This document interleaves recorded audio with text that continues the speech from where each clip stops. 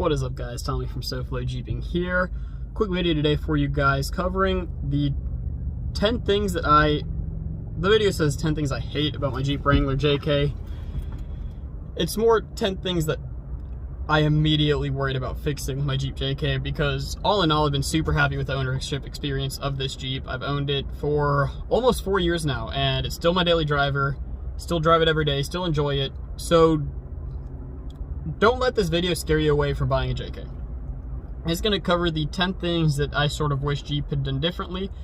And to make it a little different than the normal videos people do like this, I'm going to tell you guys how you can fix it. Most of them pretty inexpensive. So again, don't let this scare you from buying a Jeep JK. All of these are pretty simple, easy fix. The most expensive being a couple $100. Most of them are well under $150. So let's get on with it. So the first thing that I wasn't happy with my Jeep Wrangler, and I changed pretty quickly, was the stock headlights. So the JK, unless you get one of the newer ones with LEDs, comes with some headlights that are candles at best. They're not safe driving at night. You don't see anything. They don't light up the trail at all.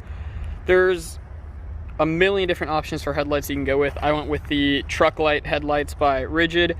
While not the cheapest option, I got them at Jeep each for $350 with the anti-flicker harness. And I know retail, I know they're in the area of $500 if you get that harness. You can get cheaper options, but I'm super happy with this set of headlights. They come with the cutoff, so I rarely get flashed at, and I never even adjusted these. The cutoff really helps keep that light down low unless you turn on your high beams. Overall, super happy with them. Next thing I wish Jeep would have sort of thought through a little bit was this dent. I'm sure a lot of you guys have it. Almost every JK has this. Pretty much what happens is you're taking off your doors, you take off the strap, and then a gust of wind comes over, and then the door swings back around. And my tire stops it now, but back when I was on 37s it didn't. But yeah, now you have a nice little dent right there.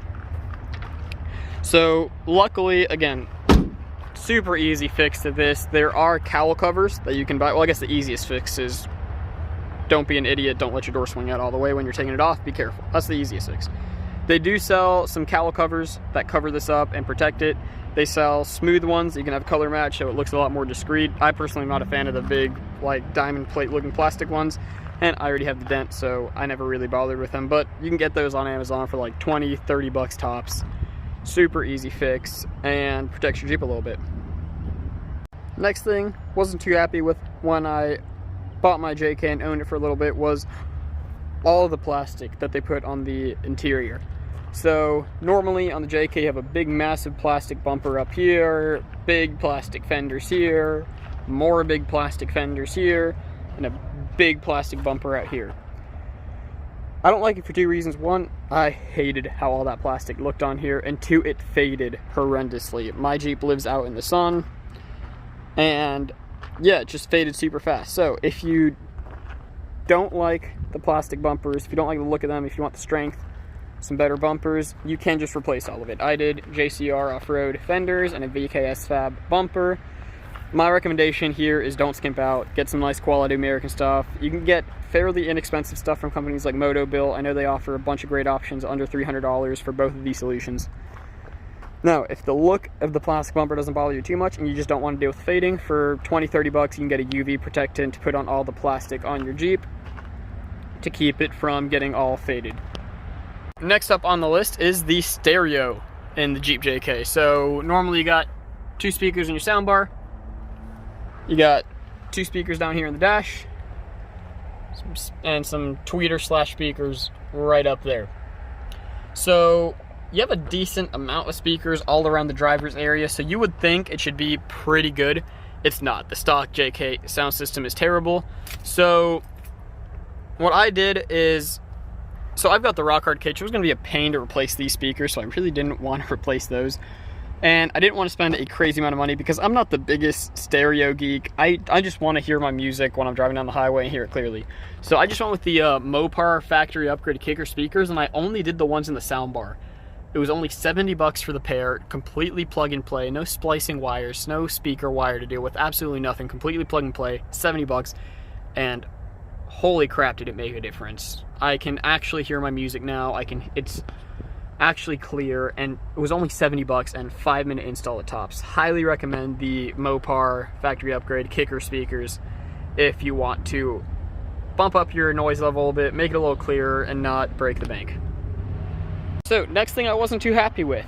Now this won't apply for the vast majority of Jeep owners, but those of us who like to get out in the rocks a bit, like to rock crawl, you're gonna put your steering in some stuff. And the factory Jeep steering is like, it's like half the thickness of this. It's a pain to adjust. It's super thin steel. The second you hit it on something, it'll throw your Jeep out of alignment. So what I like to do with my steering, now this is not going to be what you're putting on yours. I've got a Dana 60 up front with custom cut arms and heims. You will have some different. Back when I had my Dana 44, I had the Barnes 4-wheel drive aluminum steering kit, and I was super happy with that. I really like the aluminum steering because when rocks hit it, yes, it'll bend because it's more flexible than steel, but it's more elastic than steel, so it'll bend right back. It's a lot thicker, and you're not going to be throwing out your alignment every time you go rock crawling, and they're super easy to adjust. Even on the Barnes kit for the stock JK axles, it's still this jam nut setup, except you have a normal tie rod on it. Jam nut, they're super easy to adjust. You can do it in your driveway, piece of cake, anyone can adjust them. All in all, a much better system than the JKs have. This is one of those things, the drag link, it's not the end of the world unless you're going big lift and you want to do a drag link flip, but the tie rod is going to be the one that's most susceptible to damage. I think the tie rod from Barnes is $200 maybe for the aluminum tie rod, which isn't bad at all. If you're not rock crawling, you don't need to do this, but just something I wasn't quite too happy with because I was throwing out my alignment every time I took my Jeep in the rocks. Next thing that I just don't know how it got through the R&D department at Jeep being such an easy fix was the stock hood latches. The stock hood latches are, to be very nice, absolute garbage. After only like 20,000 miles, they had gotten so much flex in the heat, Florida heat, they stretched, that I would be driving down the highway and I would be getting like that much hood wiggle. I would just be watching my hood just go like that the whole way down the highway, and that it just wasn't good. I also am not a fan of the aftermarket hood latch options of the JKs. I just think they look ricey, they don't fit the Jeep. Not a fan. If that's your thing, great, makes this even easier. I did the JL hood latches, so in the JLs actually fix that hood flutter problem. A lot better latch. All you got to do is drill out the existing holes a little better, and these guys bolt right up. Super happy with it. If you want to fix your hood flutter on JK and keep that OEM look, super easy $70 fix for one of the things I didn't like about my JK. Now, the next thing is Rubicon specific. So, you would think Rubicon, it's named after the Rubicon Trail, legendary rock crawling trail. They would sort of design things to be placed in the rocks a little bit better, but not really the case with one of the features. So, the Rubicons come with the sway bar disconnect. You don't see mine here. That's because I destroyed it. So, the factory electronic sway bar disconnect, the motor for it hangs like this low. I'm not exaggerating. It hangs like that low. I was hitting it. It's a miracle it lasted as long as I did. I would constantly be bashing it into things. There is a crash bar that protects it, but a lot of aftermarket bumpers require you to remove that crash bar. There's a couple things you can do to fix it. I just took it out. I didn't care enough about it. You can do a Kuriani rock that's going to be a far better sway bar. Or, if you don't want to deal with damaging the electronics and breaking it, Evo for like, I think it's like 50 bucks, sell what's called their no limit sway bar, which is pretty much a little dial that you install on it so you can manually lock and unlock it. Not just, you won't have to worry about breaking the little module in there, because what happened to me is I smashed a rock into one of the plastic connectors and destroyed it. So that will take that out of the possibilities of error. You can help the problem a lot by getting a bumper that doesn't remove your crash bar, but I wanted the approach angle of the frame shot bumper so I had to remove my crash bar.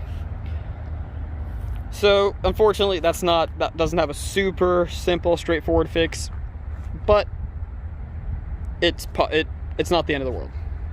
Next thing I wasn't happy with, also in this general area. So I've got a worn winch right here, but when you buy your Jeep JK, if you want to put a winch on it, you pretty much have to put the winch above the bumper, blocking the radiator, super annoying place, unless you get rid of the vacuum pump. So normally, they put the vacuum pump for the, I believe this only applies to the 2012 plus JKs. The vacuum pump is like right there, excuse the finger splint. It's normally right there. So that really gets in the way of a lot of aftermarket bumpers. Doesn't allow you to keep your winch down low. Now, luckily, again, super easy fix. I think it's like $30 for the bracket or whatever. But I got the Rockslide Engineering vacuum pump relocation bracket. It brings it right into the engine bay, a lot more out of the elements, a lot more protected. And it helps you keep your winch a little lower and run some tighter bumpers.